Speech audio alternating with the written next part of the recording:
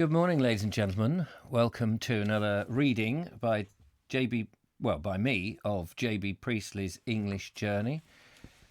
It's Bank Holiday Monday here in the UK. Might not be Bank Holiday where you are, but it seems that everybody's having an extended Bank Holiday for the foreseeable future at the moment, which is a real pain. Hello to Lara. Hope you're doing well. And to Sarah, who's come in, Graham Roffey, good morning, everybody. Andy Stacey, lovely to see you. Lovely Julia, good morning to you. And we will carry on with our reading. We're in Lancashire. I have managed to pre-read, so hopefully my reading today will be a bit better. The first chunk, I haven't managed to read all of it, but we will see how we go. Anyway, let's crack on this morning. We've got about a quarter of the book to go, so that's really good. Hello to Audrey. Good morning to you. Rain and wind and a night, but sunny now. Yeah, we had a lot of wind here. No rain as yet, but a cold wind, which has been a bit of a pain. So the last time he was in Lancashire, we were at Blackpool, and I think he's on his way now somewhere else. Let's see where he goes. We went splashing through that rain, back along those big wide roads, through Preston, past innumerable soaking hen runs, until we reached Blackburn, where I met a friend of a friend to whose kindly hospitality I had been recommended. He took me at once to his house, which was well out of the sad-looking town. It was high on a hillside, with a bit of moorland not half a mile away. But though the air was clear and the view was broad and fine as you would wish, it was dead in the centre of the more northerly cotton country, with mills not far away in every direction. The land on which we perched, my host told me, had belonged to his family for 400 years. He himself was not in the local trade. If he had been, I might not have had so bright a fire and so many good Lancashire meals, but a professional man in his office hours, and a man of parts outside those hours. One of the first things I noticed when the dripping, miserable day had been banished and we were all cosy was the number of good pictures about the place. I then discovered that my host was not only an excellent judge of pictures, but was himself an enthusiastic watercolourist of some merit, who exhibited a good deal. Nor was that all. Upstairs in a corner, I was surprised to find a number of beautifully made bows, fit for Agincourt. Discovery number 2 was that my host had, in his time, been champion archer of England, and was still famous in toxophilic circles. We can say of him what they said of the old double. He drew a good bow, he shot a fine shoot. And when he found out that I was amused and interested, he brought out bows and arrows and told me more about the ancient craft than I ever knew could be told about. All this delighted me. I like a man of parts. England is England still, even if the cotton trade is returning to the hell from which it probably came, when a middle-aged professional man and a father of a family can leave his office and suddenly turn himself into either a watercolour painter or a master bowman, his face brightening at the sight of either a camel hair brush or a goose feather. There are many men, for my money, solid fathers and good citizens, in whom the active boy and dreaming youth are still alive. While Lancashire can still produce them, and it can, Lancashire is all right. Cotton trade or no cotton trade. We will win through yet, even if it has to do it with paintbrushes and longbows. But although there was much talk of archery and art during the next few days, talk that was welcome enough, if only as a relief from the gloomier matter, there was still more talk about life and work of the district. Even if I had come there on another errand, or merely to idle a few days, I think there still would have been this talk. You cannot, in fact, keep away from it up here, any more than you could stop talking about the war between 1914 and 1919. There is no escape. The whole district has been tied to prosperity, to its very existence, with threads of cotton, and you can hear them snapping all the time. I didn't know anything about the cotton trade before I went up there. I do not know a great deal now, but I know too. But I know too much for my peace of mind. Whichever way you looked, there was some tragic situation. In this house there was a little housemaid called Alice. Her mistress, noticing the girl's boots were in poor shape, and deciding to buy her a pair, asked her what size she took. Bewildered, Alice could find no reply. It turned out that she had never had a pair of new boots, and so knew nothing about sizes. That is the kind of wonderland that Alice is in. Her father, mother, and brother are all out of work. Their club pay ceases at the end of the year, but their real life ceased some time ago. So even if I stayed indoors all the time with cotton wool in my ears, there would still have been no escape. I should have caught sight of Alice and would have been reminded that there was a war on. But I neither stayed indoors nor kept my ears shut, but went about and talked to all manner of people, and they all had the same tale to tell. That very day, a mill, a fine big building that had cost £100,000 or so not 20 years ago, was put up for auction with no reserve. There was not one single bid. There hardly ever is. You can have a mill rent-free up here if you're prepared to work it. Nobody has any money to buy, rent or run mills anymore. The entire district has been sliding towards bankruptcy for years. The tales of men driven out of business were innumerable. I heard of one former cotton king who was seen picking up cigarette ends in the street. Another is a bus conductor. Another has a stall in the open market. Another is a barman. A few of them have got jobs as clerks, and others are still hoping. Many, of course, have quitted a world that must have seemed to them to have gone suddenly and tragically mad. Those that have struggled on, pleading with the banks for more time, desperately trying to get a few orders at cut prices, sacking old employees with whom they've been on Christian terms for perhaps 20 years, have led the lives of hunted men. Every day found them in a new and more terrible dilemma. I heard of one oldish man whose mill had just gone. He started the mill himself 40 years ago, and recently had been losing £200 a week trying to keep it going, having lost altogether £100,000. My informant said that there were tears in this man's eyes when he spoke of his work people, though he added in characteristic Lancashire fashion, "Aye, it troubles some, but not so many." But of course there had been millions lost in the cotton trade during the last few years. There'd been bad times before, notably during the American Civil War, when the raw material was not available, and at various times during the last quarter of the 19th century, when the depreciation of silver lowered the purchasing power of the Eastern companies. Actually, the comparative decline began years ago, as it did in most of our major industries. But still, cotton was cotton, and Lancashire knew what to do with it. You could put your money into cotton, and they all did. There was the one gilded oriental basket with all their eggs neatly inside it. Compared to my old trade, wool, Britain's oldest industrial trade, cotton is a mere upstart. It was nothing before the Industrial Revolution, but when it grew quickly.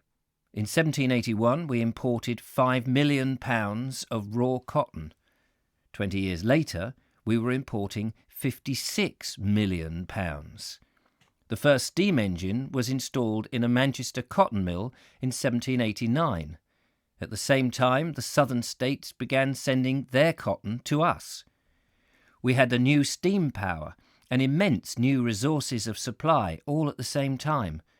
In 1806, the power loom arrived. With it, the industry was further mechanised, though not, of course, without violent opposition. It was making extensive use of machinery before long. Long before the wool trade. Incidentally, a Blackburn man told me something about John Obleston, who invented the weft fork, which was a vital part of the power loom and is, I still believe, in use. They got to know they invented something, said this Blackburn man, these cotton engineers. And so one night they got him drunk and wormed the secret out of him, and Ulverston died in the workhouse. 30 years ago, he continued reminiscently, I used to work with an old man of 90 who knew old John well and saw him taken into a cart into the workhouse. There were a lot of stories like that in the histories of the textile trades, which are a monument of man's ingenuity and industry on one side, and on the other, a pitiful record of his stupidity and greed and selfishness. It was not long before cotton-headed our exports. About the middle of the last century, its value was somewhere near a third of the total value of our exports. Cotton was the Victorians' pride and joy. There were the days when Manchester, having more muck and money than any other city, spoke for England. The shiploads of raw cotton clouded the Mersey with canvas. There was an endless stream of cotton, yarns and calico going out from Lancashire. We held the glorious East in fee. More and more mills were built, and with them rows and rows and rows of little houses, all alike for the weavers. More money, more muck, more money. The only flaw in the system being that the money tended to go in an opposite direction from that of the muck. There was, of course, even a cotton school of political philosophy, usually known as the Manchester School. It believed in individualism and free trade, and money for some and muck for all. You catch a glimpse of the system at work in Dickens's Hard Times, though it is as well to remember that the man was a novelist and a sentimentalist caricaturist at that. I have before me, as I write this, a very well-produced photograph labelled Industrial Lancashire, a typical cotton spinning district. It's a modern photograph, but it must have been taken a few years ago because of all the tall chimneys in it. And I can count 25. They're smoking furiously, belching out thick, dark clouds that look as if they will descend on the ugly conglomeration of roofs below. That is what it must have looked like throughout the great days of the industry. It was then that all these hideous towns were built, towns meant to work in and not really live in. However, the work was there, not too well paid, but steady work. An energetic, deft woman could always get her 4 looms to look after. As Mr. T. Thompson tells us in his vivid and truthful novel of pre-war Lancashire working class, Blind Alley, a woman who had left the mill on marriage could always reply to any taunt or threat from her husband, "I can always get 4 looms." The trade boomed and was sturdy enough to carry an immense load of bad organisation, unnecessary specialisation, a pipe-smoking army of middlemen. But time has a loom too, and on it there began to appear a most sinister pattern. I met a pleasant youngster who had a job in a firm that makes automatic looms. They sell these in Lancashire and immediately put a few more weavers out of work. They've been selling them for years all over the world, and every time one is loaded onto a ship at Liverpool, a good piece is snipped off Lancashire's trade. And then there began to appear at places like Blackburn's Technical College, which of course is kept going with public money, certain quiet, industrial, smiling young men from the East, most anxious to learn all that Lancashire could teach them about the processes of calico manufacturing. They sat through their courses, missing nothing, smiled at their instructors for the last time, and then disappeared into the blue. A little later, as a result of this, for we live in a wonderful independent world, there also disappeared into the blue a great deal of Lancashire's trade with the East. Most of those students came from Japan. It's worth remembering that in the 17th century, the Japanese, after observing with some astonishment the quarrels of various groups of missionaries, Catholic and Protestants, that had been sent to civilize them, they decided to expel these turbulent visitors, and having done that, passed laws forbidding any dealings with foreigners or even the building of ocean-going vessels. They wanted to be left alone, and for 2 centuries were left alone. In the middle of the last century, however, representatives of Western civilization, arriving in ships of war, persuaded them to come out of their cherry blossom dreams. Once out, they've stayed out. One of the innumerable results of this is that cotton magnates in Lancashire are found picking up cigarette ends, and some of their weavers have not seen a loom or a week's wages for years. We live, you see, in an interdependent world. We insist upon providing that fact to the dreamy and exclusive Orientals. We insisted upon providing that fact to the dreamy and exclusive Orientals last century, and now in this century they are only adding further proofs. There is no escape now on this planet. I remember travelling 3 years ago when the Great Slump had just begun its operation on a grand scale to the other side of the world, among the islands of the South Seas. There, behind the coral reefs and shining lagoons, in these tropical and salty Arcadias, you would think that a man could completely forget the dwindling trade returns of Europe and the financial crashes of America. But not a bit of it. The slump was there too.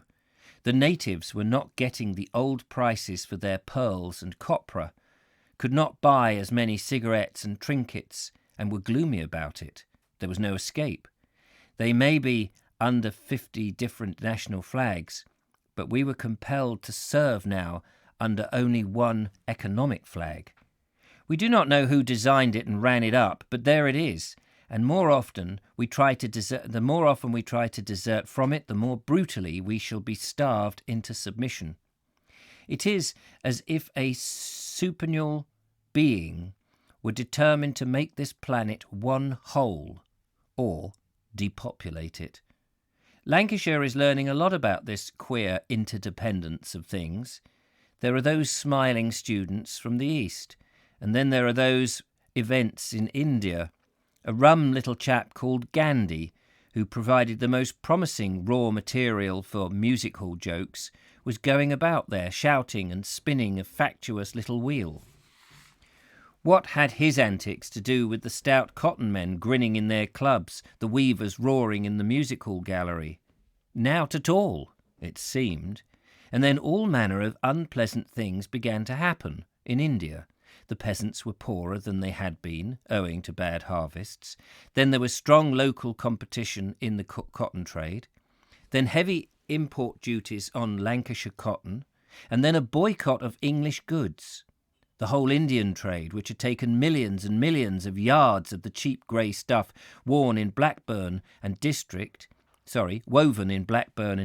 was crumbling away, and the next thing they knew, firms were going out of business, mills were idle, then empty, and folk by the street and by the town were thrown out of work.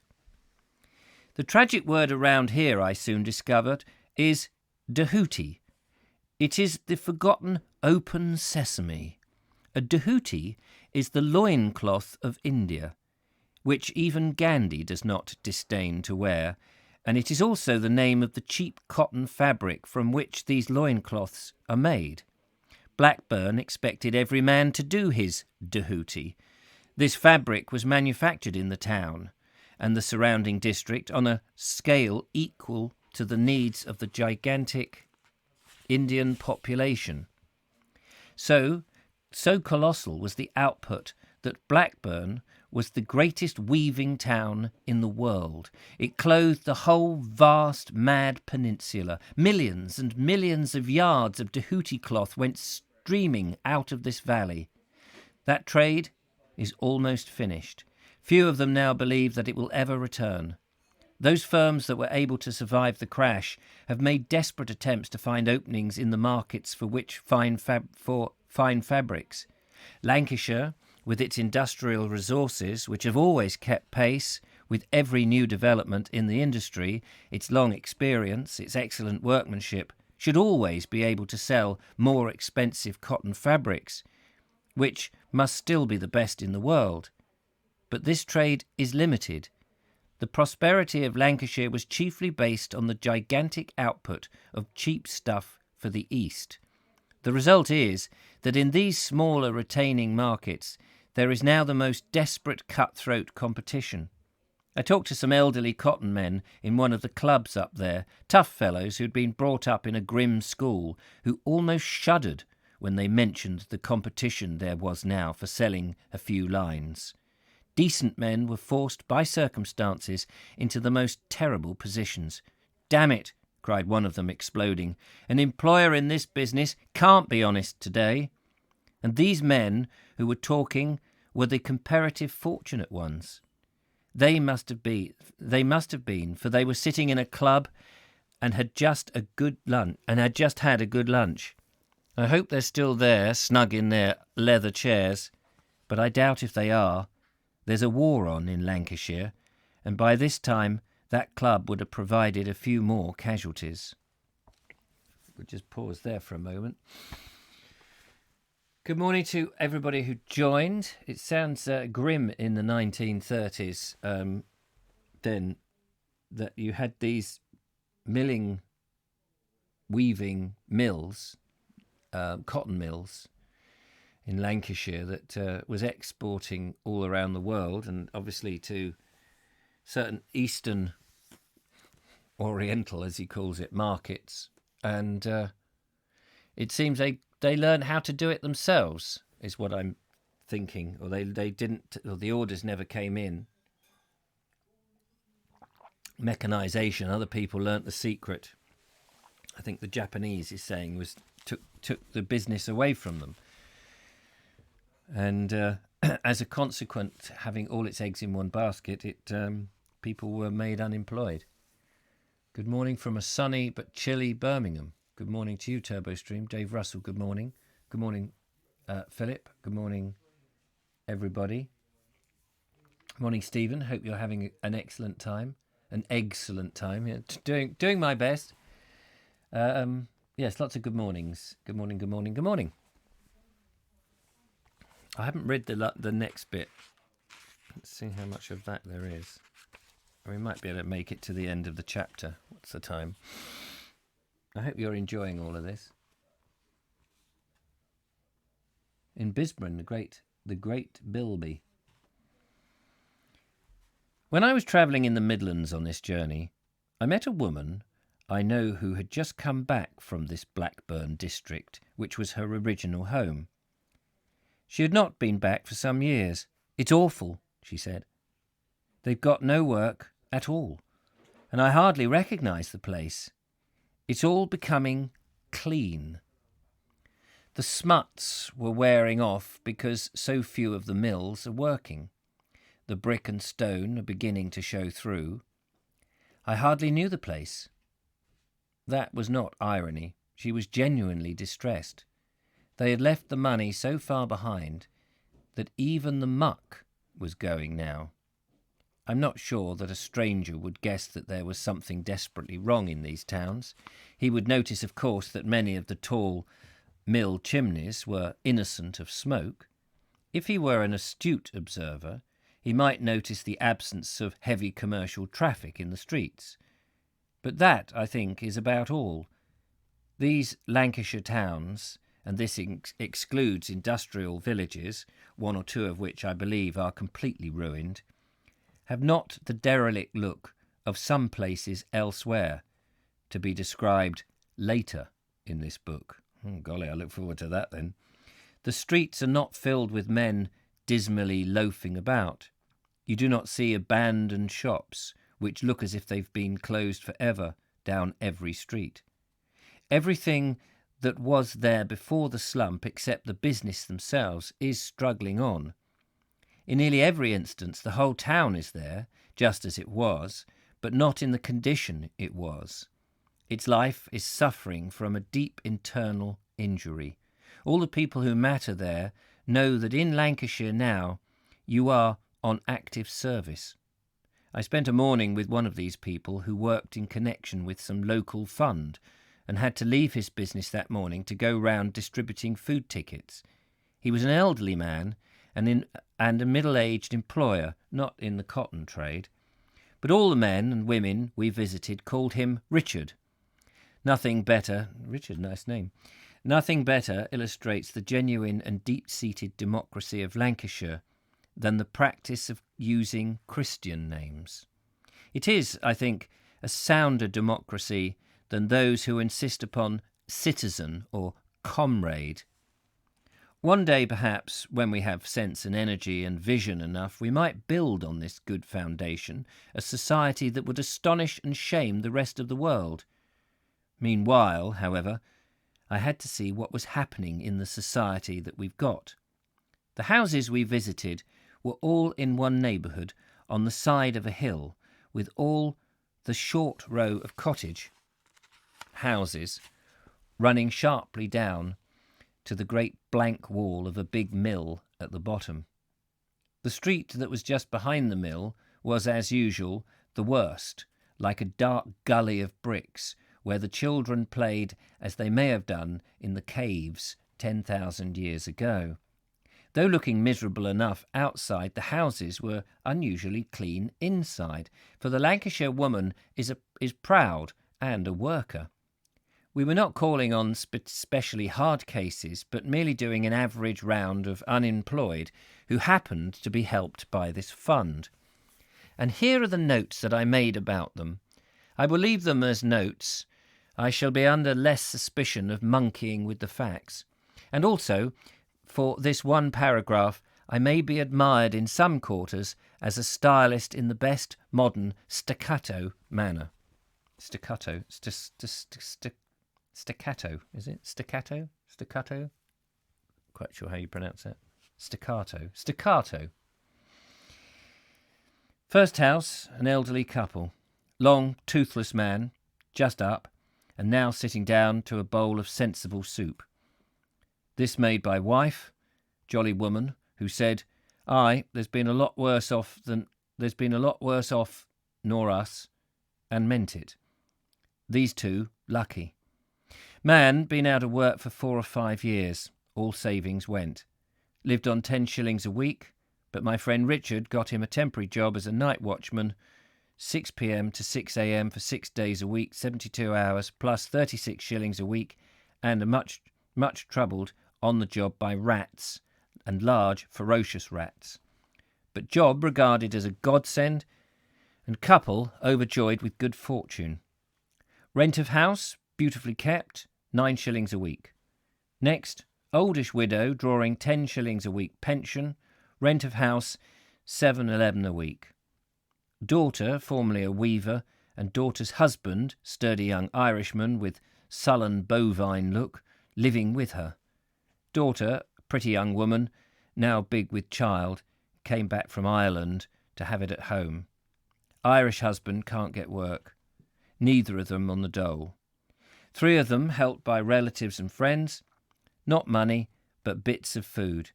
3 of them are helped by relatives and friends, Not money, but bits of food, and couldn't exist at all. By this time there'll be another in the family, all like bewildered children. House number 3 occupied by fat man with broad grin and no teeth, and his wife and daughter. All weavers, been out of work 3 years. Man gets occasional temporary job. Draw 36 shillings a week, dole, and 8 shillings for rent. Fat man, a character with passion for cricket, once bought, in happier times, a phrenologist's head. Phrenologists. You know that thing with all the patterns on the head? I think that's what it is. Phrenologist's head. To amazement of his neighbours. Last time Richard called, found him deep in Ruskin's Stones of Venice. He complained comically of still having enormous appetite, and might well have, being a big man. Probably does not know that Ministry of Health considers he is living in luxury. Doubt if Ministry of Health thought he was a brave man, would care to try and prove it to him here. Must have been grand jolly when family were working. Making best of it, but shadows of people they once have been. Next house, thin worried man with dumpy smiling wife, out of work for 4 years, tries hard to get jobs, is going again this Christmas for temporary job in post office, never managed it but is still hoping. 2 enchanting pretty little girls, Joyce aged 9, Muriel aged 4, fair-haired elves wearing tiny clogs, much too small and slight for their ages, very shy, but are induced to accept coins from large staring stranger. Income here 9 shillings 3pence a week, the rent about 8 shillings and 6pence, all living in luxury according to Ministry of Health, but do not seem to realise this, not having scientific or official minds. Wonder what happened to Joyce and Muriel. Last house, childless middle-aged couple, both people of character, the kind who like work and are good at it, both cotton operatives and out of work for the last 3 years. Bought their house while still working, paid about £100 off, all savings gone. Have to pay interest and rates. Their dole is about 25 shillings. Have been doing some whitewashing them that morning. We caught them sitting down to dinner, big meal of the day, fried potatoes, bread and margarine, with tea. A rotten diet. Pity they had not more sense about this. Man pointed out that he had worked for over 30 years in plain weaving, and it had been a fancy weaving. Would have been working yet, just bad luck. One looked as old as the other when he started. Now finished, the other is still going. Both of them, good independent folk, insisted that they didn't want to ask for anything. Lots worse off than them. They all say that. Return with Richard to Main Road, where Arctic wind is blowing, and feel like comfortable newspaper proprietor who has just inspected the front line and is now leaving the brave boys to it. Thank God. But have horrible conviction, and still have it, that all these decent people, good citizens, are being wasted, their manhood and womanhood, their energy and skill, their self-respect, all flung on the scrap heap, and that the dole is a dreary, short-sighted device for keeping them existed until, well, what? When? A typical solution of a problem offered by the official mind. But in all this, where is the creative mind bringing life? After lunch that same day, I met the treasurer of the community house in Blackburn, who took me with him to see what the younger unemployed men were doing there. This is a voluntary effort, and it needs no praise from me. But if I criticise what I saw, I do not intend by that any reflection upon the grand work of this voluntary scheme. I'm criticising the nation. Community House is doing all it can within the limits imposed upon it. It is the country at large that is responsible for the fact that those limits are so narrow. The work here was going forward in a building that had once been an elementary school, but had recently been condemned. If you know what many elementary schools are like, you can easily imagine what sort of building a condemned specimen is. It was a dismal hole in a dark back street. The first room, some youngish men were at work. One or two were cobbling boots, chiefly soling and heeling, for which they pay, in order to cover the bare cost of leather, a shilling for men's, 9p for women's, and 6p for the children's boots.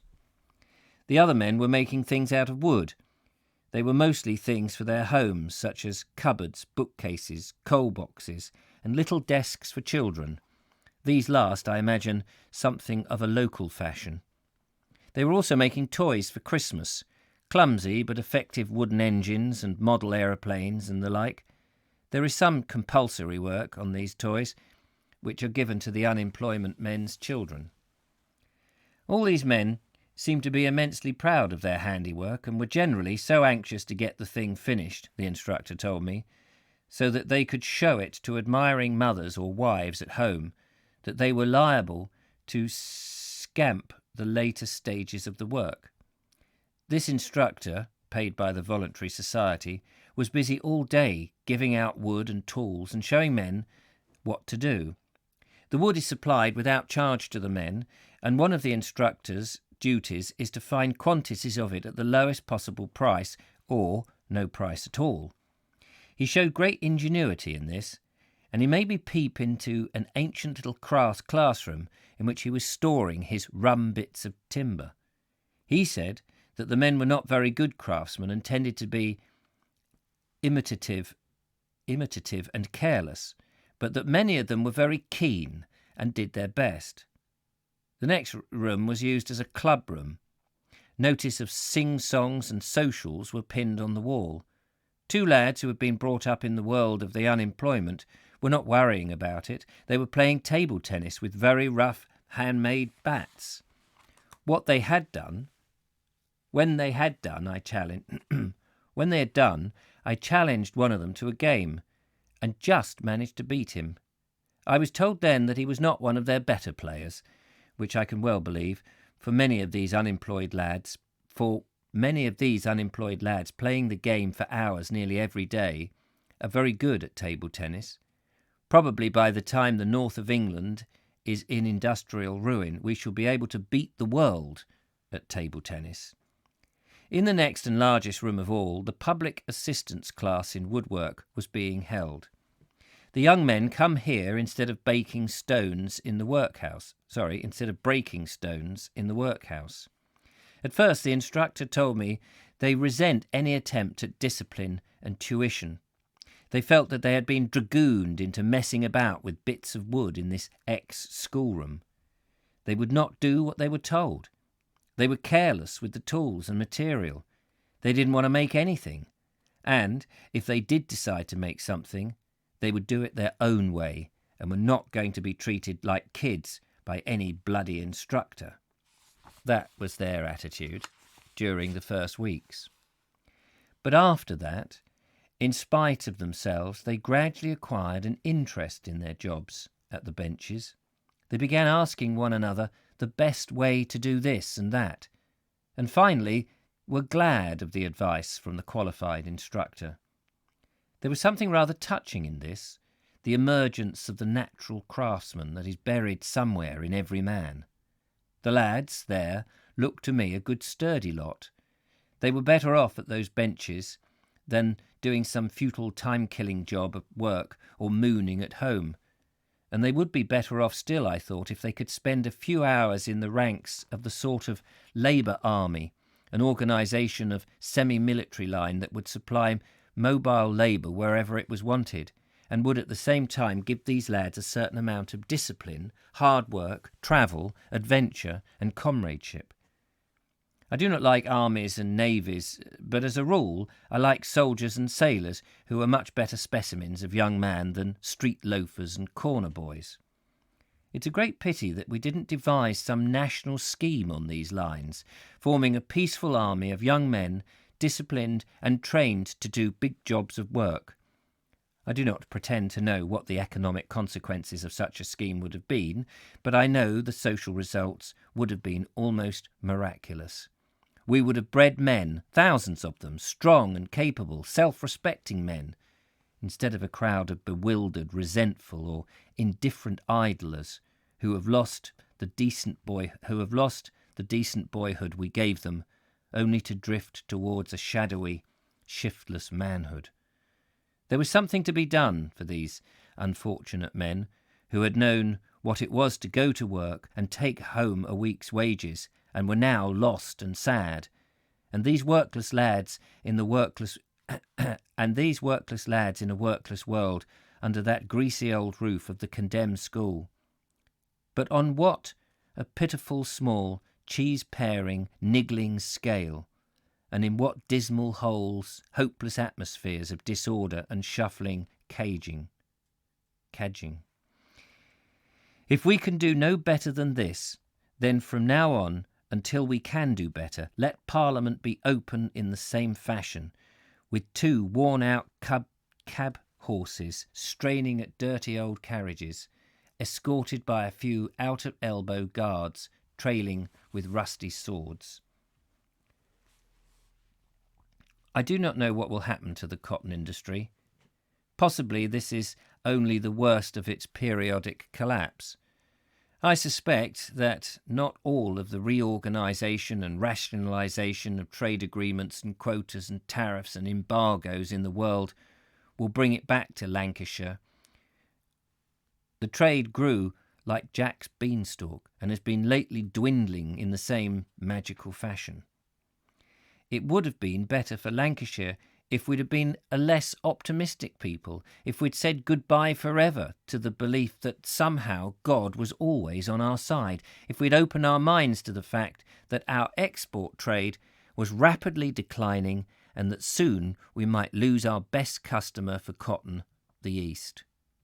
With her trade leaving her, her business going bankrupt, her mills silent and vacant, her work people by the thousand losing their employment, Lancashire needed a plan, a big plan.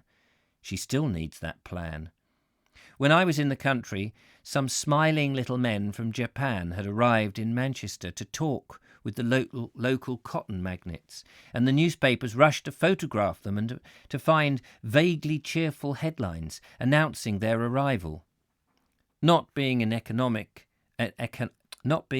economist or a man of business, I cannot begin to estimate the worth of such negotiations, but as a lover of Lancashire, good, nobbly human nature, much distressed by what I have seen of its own distress, I can say that to me such tactics seem pitifully inadequate. Lancashire must have a big plan. What is the use of England? And England in this connection, of course, means the City, Fleet Street and the West End clubs, congratulating herself upon having pulled through yet again, when there is no plan for Lancashire. Since when did Lancashire cease to be part of England? Under what flag are little Joyce and Muriel and their parents in that Blackburn back street? They might be worse off. And so might we all. We might all be down on our bellies in the mud, grubbing for roots, or fighting our neighbours in the fields for the last few turnips. But we have marched so far, not unassisted in the past by Lancashire's money and muck, and we have a long, long way to go yet, perhaps carrying Lancashire on our backs for a spell, and the hour for complacency, if ever it arrives at all, will strike long after most of us are dead. No man can walk about these towns, the Cinderellas in the baronial household of Victorian England, towns meant to work in and not to live in, and now be robbed of their work without feeling that there is a terrible lack of direction and leadership in our affairs.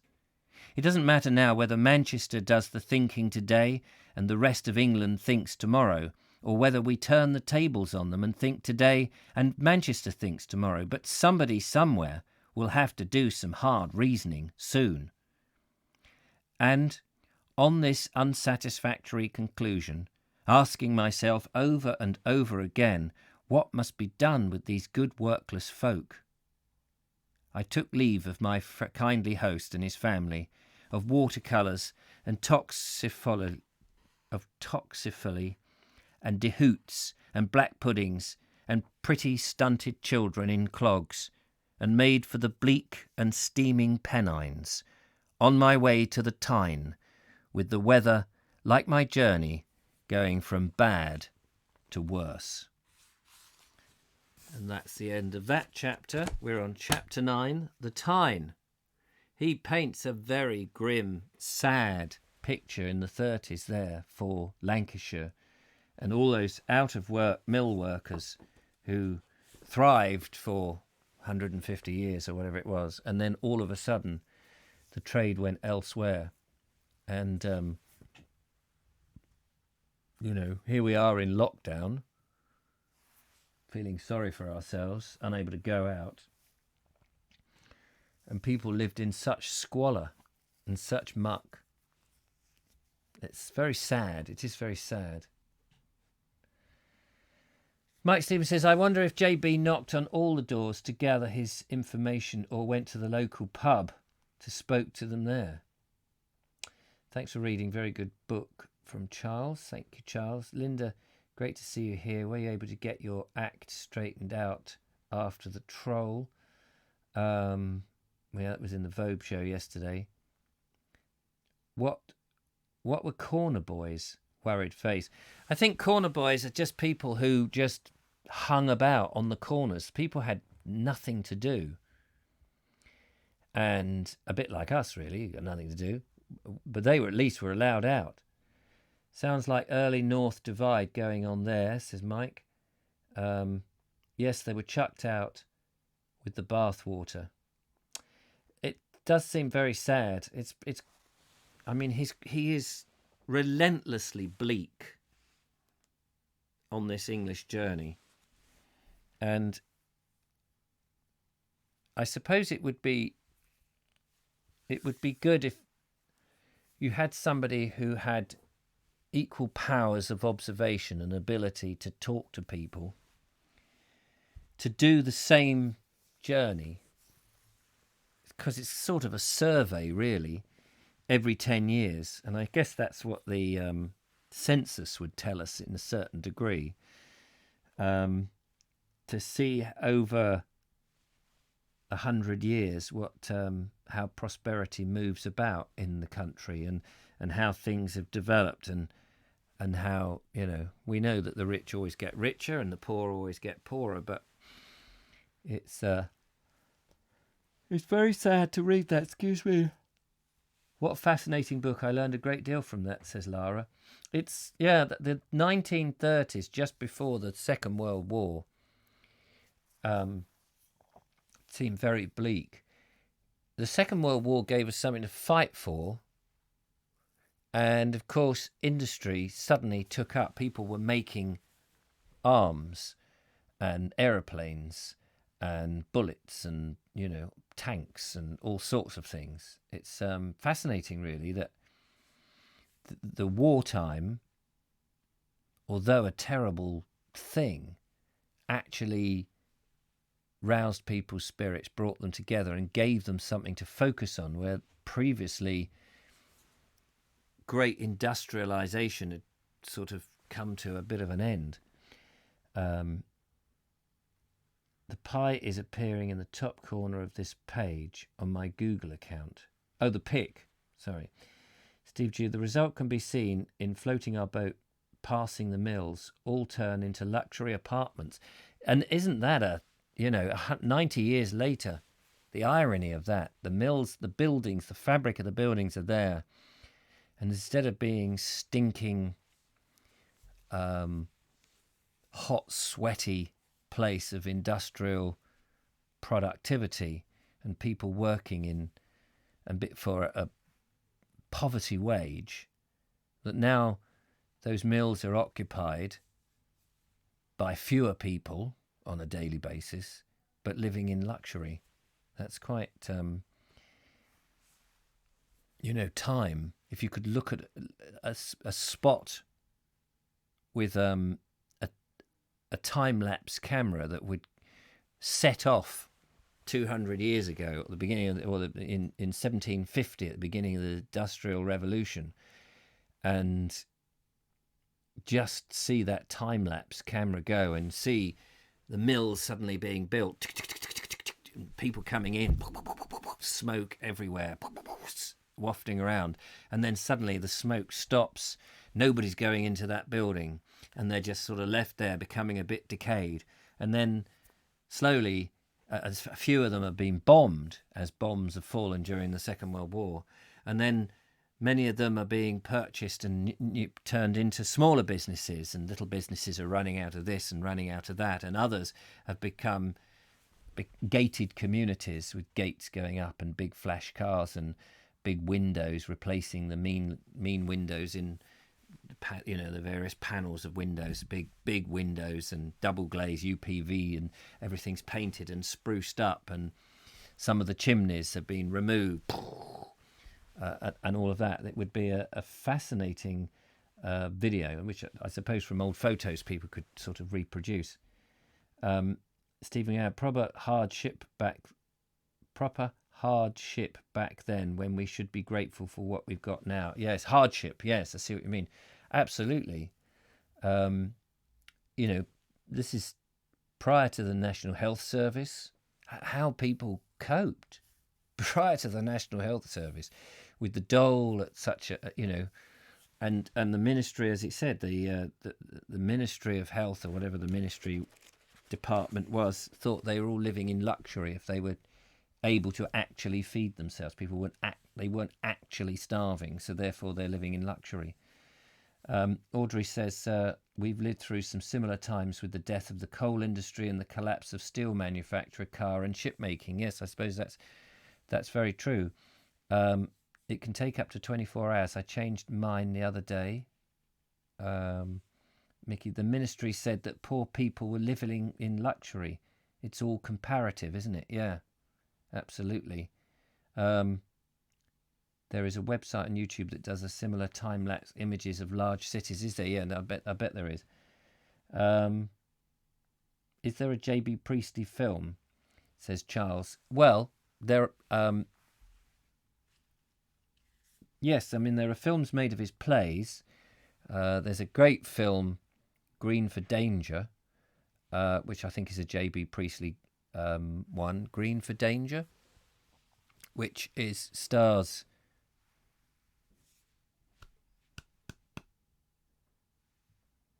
What's his name? Oh, come on, Vobes.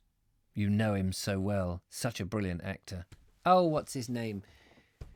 He was in the St. Trinians as the dressed as the woman. The Scottish actor. Oh, Alistair Sim. Green for Danger, I think it's called, with Alistair Sim. That's a J.B. Priestley play, 1950s film. But yes, he wrote numerous plays. I can't think of any other plays that he's written at the moment. Does it say in here? The Good Companions he wrote. That's a book. Anyway, yes, an Inspector Calls. Oh, yes, an Inspector Calls. Of course, yes, that's another one with Alistair Sim. An Inspector Calls. That's a brilliant one. Yes, thank you, Audrey. Yes, I knew that one. It's fantastic. Alistair Sim was the inspector. Yes, thank you. I did get there. I did get there. Because there's a delay between what I say and then the chat. Terrorist look back at the 1930s, emphasise how lucky we are in our modern times despite the virus. I think it definitely does. I mean, we have eradicated so much of poverty. What we now struggle with is boredom, isn't it? We've got everything. We've got everything we want, but we're still bored. Well, I mean, not all of us clearly, but and we're not satisfied.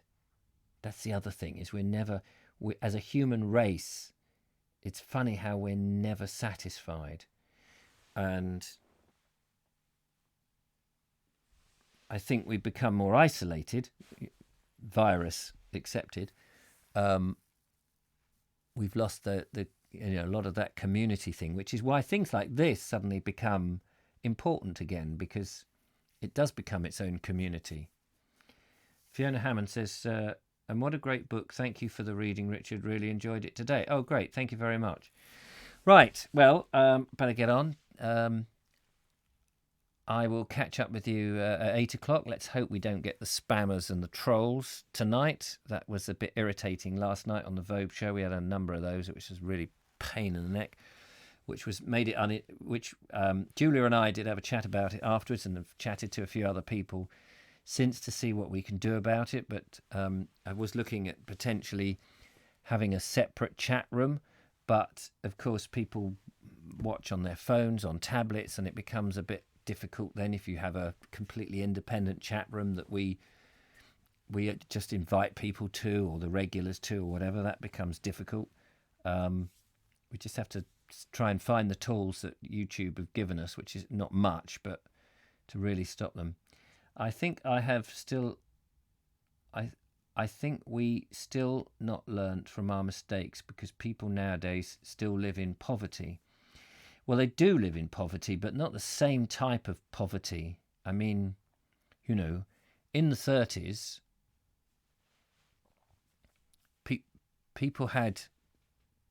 some people had they had no television, and there are people who claim to be in poverty, but they still got a subscription to Sky Television, or a big tellies. I mean, you do see these reports, and they say, oh, that's poverty.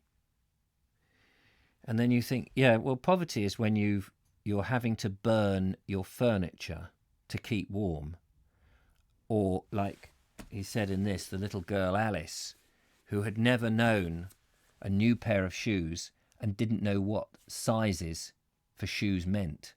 That then becomes poverty in my book. Poverty is relative, isn't it? It is relative to the times, I suppose. But abject poverty is when people were actually starving to death, really starving, and were burning their furniture. You do read that. Anyway, look after yourselves, and I will catch up with you later on, no doubt. That made me sad about Alice. Yeah, it's not the same degree to what it was. There are people in genuine poverty that have no furniture at all.